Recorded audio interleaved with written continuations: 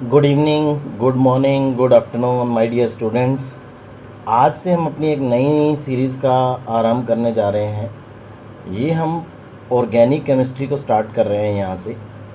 इस सीरीज़ में मैं आप लोगों को पूरी ऑर्गेनिक केमिस्ट्री कराऊंगा। उसमें हम सबसे पहले हम उनके बेसिक्स के बारे में बात करेंगे, जो उनका जनरल पार्ट है, जैसे उनकी नेमिंग है। उसके बाद हम उनके कुछ जनरल ऑर्गेनिक केमिस्ट्री पढ़ाएंगे, जिसको हम जीओसी कहते हैं। इसके बाद तीसरी पार्ट में हम रिएक्शन मैकेनिज़्म और कुछ फिर हम केमिकल कंपाउंड्स पढ़ेंगे। तो सबसे पहले हम शुरू कर रहे हैं किसके बारे में? ऑर्गेनिक कंपाउंड्स के बारे में। तो सबसे पहले हम इसका इंट्रोडक्शन में बात करें तो ऑर्गेनिक कंपाउंड्स क्या होते हैं? Organic compounds are the compounds which are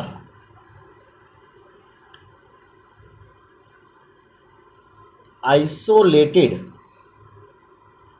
from living things. This definition जो हम बात कर रहे हैं कि ऑर्गेनिक कंपाउंड्स जो आइसोलेटेड होते हैं किससे? लिविंग थिंग से, ये हमारी ओल्डर डेफिनेशन है।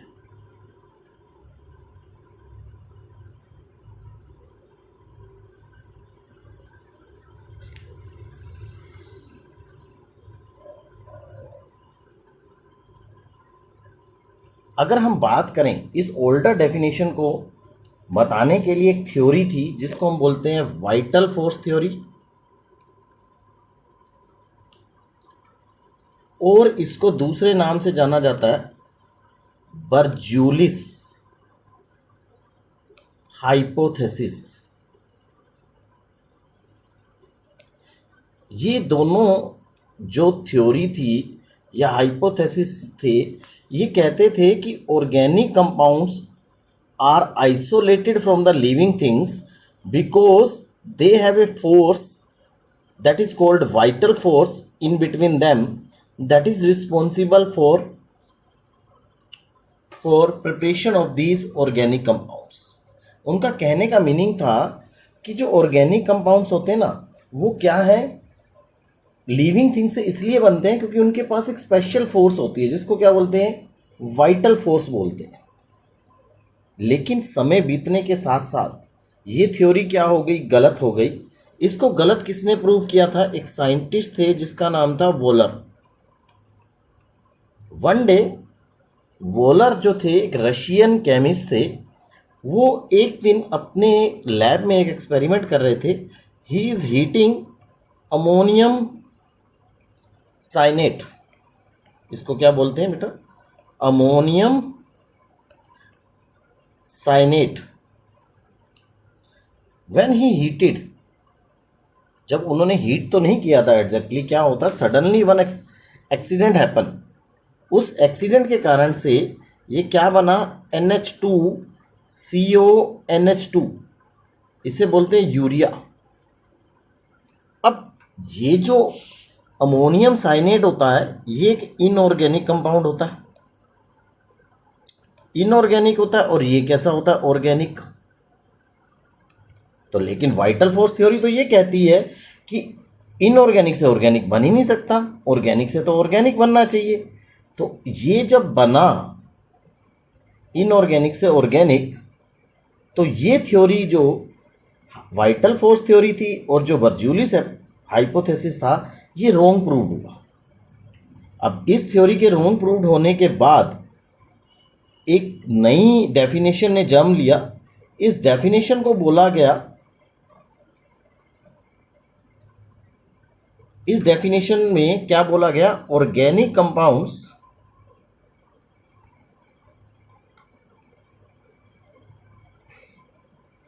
Are the compounds of carbon except oxides, carbonates and bicarbonates. इनको छोड़ के जितने भी कंपाउंड्स कार्बन के होते हैं उनको हम क्या बोलते हैं, ऑर्गेनिक कंपाउंड्स बोलते हैं। ये आज वेल नोन डेफिनेशन है किसकी, ऑर्गेनिक कंपाउंड्स की। अगर हम बात करें ऑर्गेनिक कंपाउंड्स में असेंशियल एलिमेंट्स क्या है बेटा, कार्बन है। तो हम कार्बन के बारे में बात करें तो everybody know that carbon atomic number होता है इसका 6, मास नंबर 12। अगर हम बात करें इसका electronic configuration,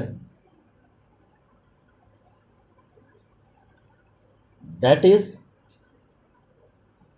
1s2, 2s2, 2px1 and 2py1 and 2pz0। ये इसका इलेक्ट्रॉनिक कॉन्फ़िगरेशन है। हम बात करें तो इसकी वैलेंसी के बारे में, तो इसकी जो वैलेंसी होती है वो कैसी होती है, टेट्रा वैलेंसी होती। अब टेट्रा वैलेंसी है तो ये क्या बनाता है बेटा, कोवलेंट कंपाउंड बनाता है। अब नेचुरली सी बात, ये यहाँ पे फंडा आप लोगों को क्लियर होना चाहिए कि ये कोवलेंट कंपाउंड क्यों बनाता है। पहली बात, अगर ये 4 इलेक्ट्रॉन लूज करना चाहे तो बहुत सारी एनर्जी चाहिए। दूसरी बात कि अगर ये 4 इलेक्ट्रॉन गेन कर ले तो 6 प्रोटॉन 10 इलेक्ट्रॉन को क्या नहीं कर सकते बेटा, होल्ड नहीं कर सकते। तो इसलिए ये आयनिक कंपाउंड ना बनाकर ये मैक्सिमाइज क्या बनाता है बेटा, कोवलेंट कंपाउंड बनाता है। इससे आगे अगर हम बात करें तो हम बात कर रहे हैं कि क्या कौन से फार्मूला यूज़ होते हैं ऑर्गेनिक कंपाउंड्स में। अगर हम बात करें ऑर्गेनिक कंपाउंड्स में, पहली बात अगर हम बात करें जो मोस्ट इम्पोर्टेंट होता है वो होता है मोलिक्यूलर फार्मूला। एक्चुअल में अगर हम बात करें मोलिक्यूलर फार्मूले की ऑर्गेनिक केमिस्ट्री में कोई इंपॉर्टेंस नहीं होती। मोलिक्यूलर फार्मूला होता क्या है, it tells about number of different elements present in organic compound. एक ऑर्गेनिक कंपाउंड में जो डिफरेंट एलिमेंट्स हैं, जैसे हम बात करें C4H10, इसमें ये बताया गया कि इसमें 4 कार्बन हैं और 10 हाइड्रोजन है। दूसरा फार्मूला होता बेटा structure formula.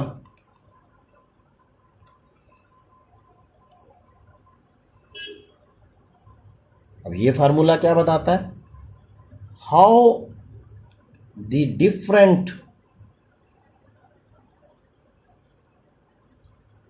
Atoms of elements combine together, कि वो कैसे जुड़े हुए हैं। ये फार्मूला होता है बेटा स्ट्रक्चर फार्मूला। जैसे अगर हम बात करें, ये जो कंपाउंड था C4H10, ये होता है बेटा ब्यूटेन। इसमें अगर हम बात करें 4 कार्बन जुड़े हुए हैं बेटा सिंगल बॉन्ड से, और कितने हाइड्रोजन जुड़े हुए हैं बेटा, 10 हाइड्रोजन जुड़े हुए हैं। तो ये जो फार्मूला इसका बना, इस फार्मूले को बोलते हैं बेटा स्ट्रक्चर फार्मूला। ये फार्मूला हमेशा ये बताता है कि कैसे different atoms of different elements वो जॉइन हैं। इससे अगली बात अगर हम बात करें, इससे अगला जो फार्मूला होता है, इससे अगला जो फार्मूला है तीसरा, that is condense formula.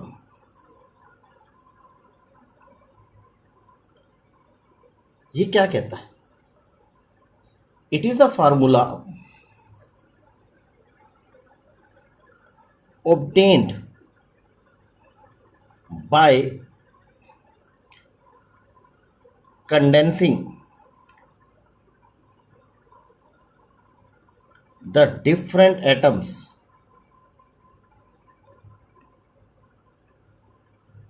around one carbon atom.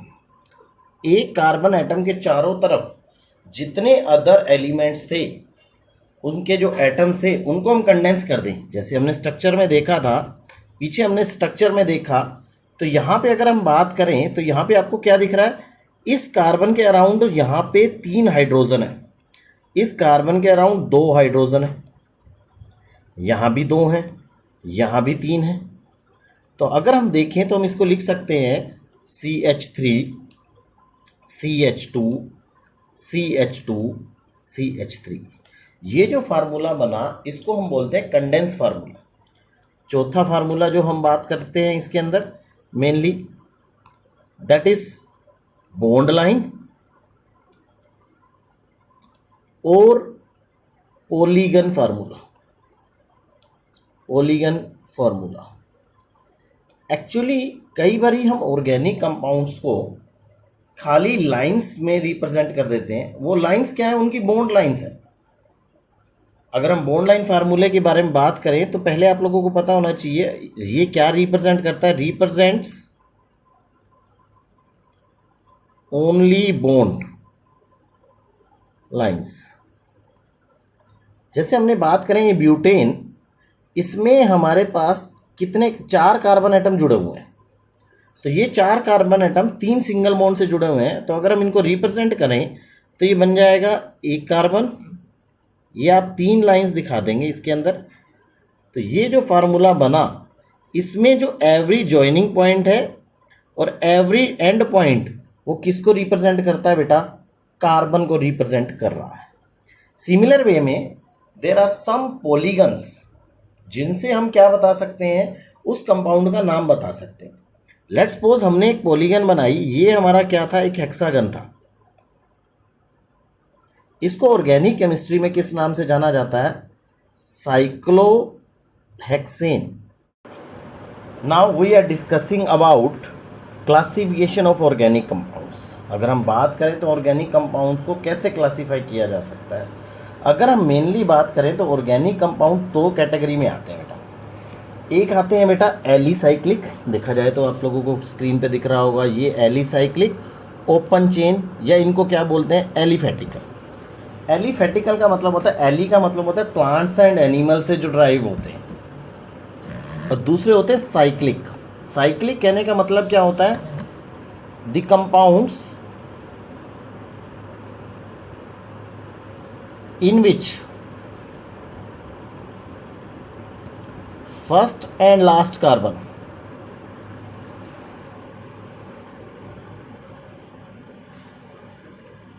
are joined together। ये जुड़े हुए होते हैं। जैसे हम बात करें इसमें देखा जाए, ये जो स्ट्रक्चर है इसमें अगर मैं इसे नंबर 1 मानता हूँ, ये नंबर 2 है, ये नंबर 3 है और नंबर 4 है, तो आप देख पाएंगे 1 और 4 आपस में जॉइन टुगेदर है। इसलिए इन कंपाउंड को हम क्या बोलते हैं, साइक्लिक ऑर्गेनिक कंपाउंड बोलते हैं। अब एलिसाइक्लिक के अंदर अगर हम बात करें तो एलिसाइक्लिक भी 2 कैटेगरी में आते हैं बेटा। यहाँ मेंशन नहीं है, फिर भी मैं मेंशन कर सकता हूँ। इनको अगर मैं डिफ्रेंशिएट करूँ तो ये होते हैं सैचुरेटेड एंड अनसैचुरेटेड। सैचुरेटेड कहने का मतलब जिनमें सिंगल बॉन्ड होता है बेटा। अनसैचुरेटेड जिसके अंदर डबल और ट्रिपल बॉन्ड होता है।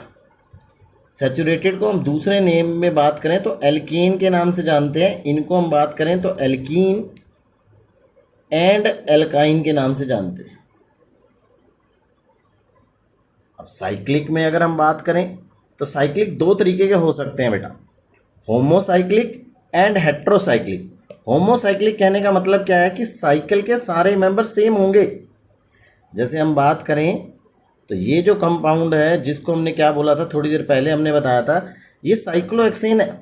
सारे मेंबर सेम है, सारे के सारा जो पेरेंट मेंबर है ये सेम है, कार्बन है सारे के सारे।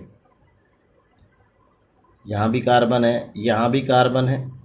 जबकि हेट्रोसाइक्लिक में सारे मेंबर सेम नहीं होते। लेट्स सपोज हमने नाइट्रोजन यहाँ लगा दिया और यहाँ पे हमने जो ये कंपाउंड बनाया ये कैसा है बेटा, हेट्रोसाइक्लिक है, क्योंकि यह मेंबर डिफर है।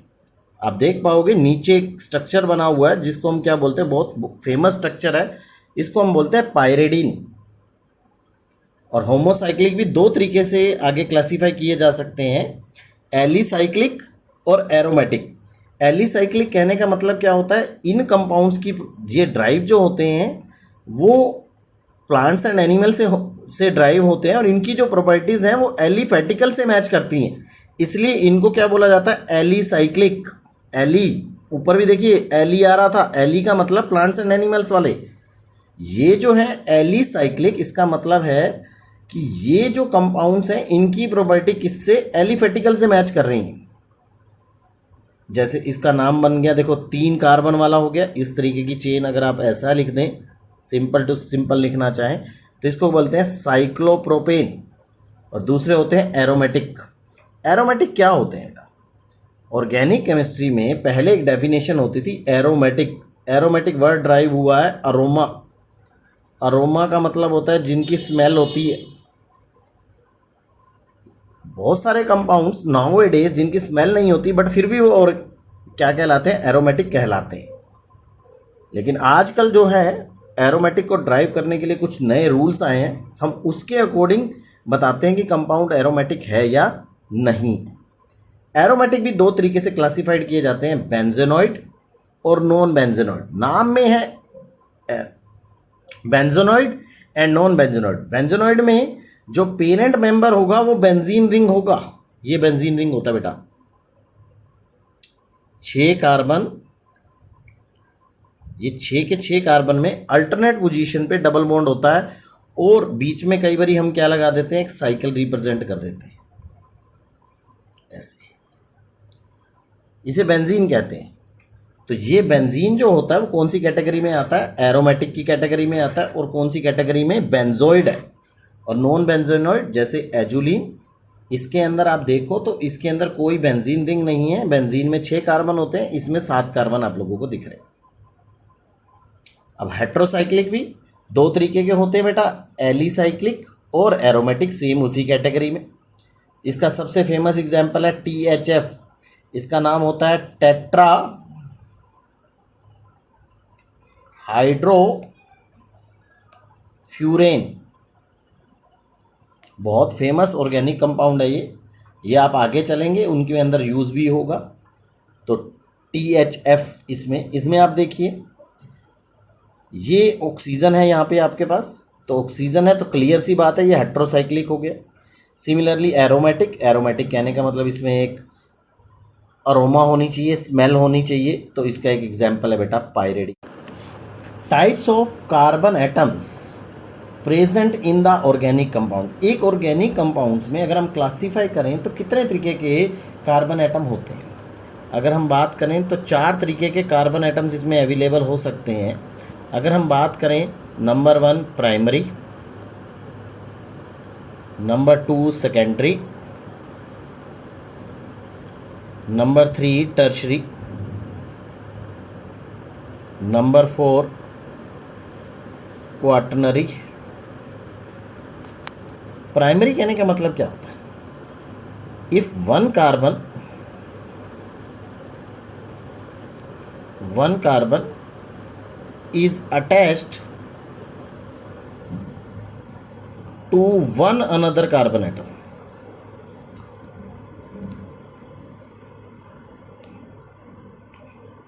उसे हम क्या बोलते हैं, प्राइमरी। इसको कई बार 1 डिग्री से रिप्रेजेंट भी कर देते हैं। इसका मतलब होता है कि एक कार्बन दूसरे एक ही कार्बन से अटैच होगा। और सेकेंडरी में if one carbon is attached to 2 other carbon atoms, इसमें टर्शरी में क्या होगा, 3 other carbon atoms, इसमें क्या होगा, क्वाटरनरी में 4 other carbon atom से कनेक्टेड होगा। सेकेंडरी में हम पीछे 2 डिग्री लिख देते हैं, टर्शरी में 3 डिग्री लिख देते हैं, क्वाटरनरी में 4 डिग्री लिख देते हैं। एक सिंपल सा एग्जांपल लें तो हमें क्लियर दिखेगा। जैसे मैंने एक एग्जांपल लिया CH3, CH3, CH3, CH2, CH, CH3, CH2, CH3। अगर हम इनमें डिफ्रेंशिएट करें तो आप लोगों को क्लियर दिखेगा, ये जो कार्बन एटम है पहला, ये वाला, ये आपका एक ही कार्बन से जुड़ रहा है इससे, तो इसलिए ये हो गया 1 डिग्री। ये कार्बन एटम दिस वन, ये दो अदर से कनेक्टेड है, इधर और इधर से, तो इसको बोल देते हैं बेटा 2 डिग्री। इसमें देखा जाए ये कार्बन एटम 1, 2 और 3 कार्बन से कनेक्टेड है, 3 डिग्री। ये कार्बन एटम यहाँ पे 1 और इवन 2 से कनेक्टेड है, तो 2 डिग्री। ये कार्बन एटम 1, 2, 3, 4 से कनेक्टेड है, तो ये हो गया 4 डिग्री। ये सारे क्या हो गए बेटा 1 डिग्री, क्योंकि ये एक ही कार्बन से कनेक्टेड है। Clear everyone?